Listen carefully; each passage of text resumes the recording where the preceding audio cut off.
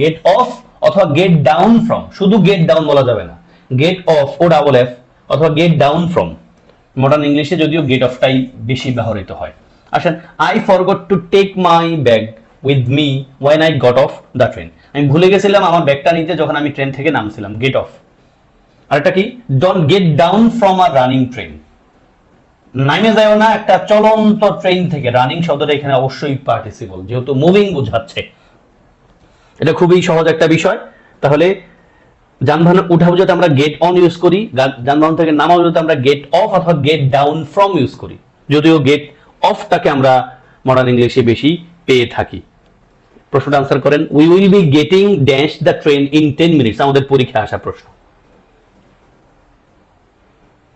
আপনি getting of লিখতে পারেন অথবা গেটিং ডাউন ফ্রম থাকলে সেটা নিতে পারেন, আর ডাউন শুধু লিখলে কিন্তু আনসার হবে না। উত্তর আপনি লিখতে পারেন, we will be getting of the train in 10 minutes. In 10 minutes মানে কি আপনি নিশ্চয়ই বুঝতে পেরেছেন। আমরা পড়েছিলাম ইন আর বাই এর পার্থক্য, তাই না? বাই দ্বারা বোঝায় ঠিক সময়ের মধ্যে, বাই থার্সডে মানে বৃহস্পতিবারের মধ্যে, মানে বৃহস্পতিবার আগেই।